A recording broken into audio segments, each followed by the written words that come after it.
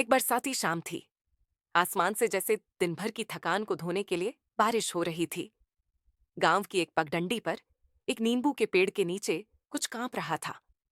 एक भीगा हुआ नन्हा सा पपी ठंड से कांपता, बिल्कुल भीगा हुआ, ऐसा लग रहा था जैसे कोई रुई का गोला बारिश में धोकर रख दिया गया हो।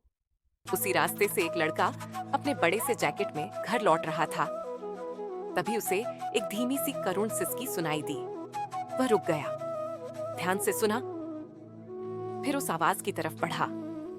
नींबू के पेड़ के नीचे उसे वह कांपता पपी मिला।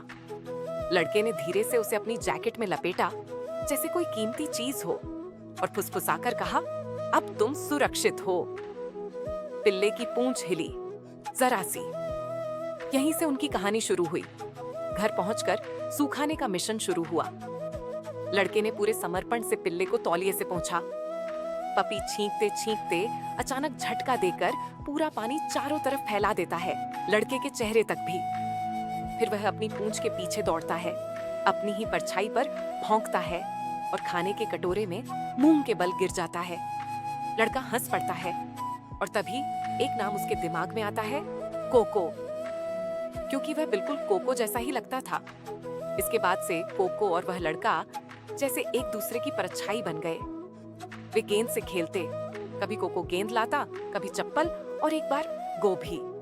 खेतों में भागते जैसे कोई फिल्म का सीन हो, कभी साथ में सो जाते, कभी साथ में बिस्किट खाते। कोको कंबल में फंस जाता, तितलियों से बहस करता और अक्सर बिस्तर पर चढ़ने की कोशिश में नीचे गिर जाता। लेकिन उनकी दोस्ती हर पल और गहरी होती गई। फिर एक दिन कोको गायब हो गया, ना कोई भौंक, ना पूंछ की आवाज, बस खामोशी। लड़का पूरे गांव में दौड़ा, कोको कोको, लेकिन जवाब सिर्फ बारिश थी। उसके हाथ में थी कोको की पट्टी और आंखों में पुरानी यादें। एक झलक याद आई, कोको उसका चेहरा चाट रहा था और सूंघते हुए मस्ती कर रहा था। अब वही यादें चुभने लगीं।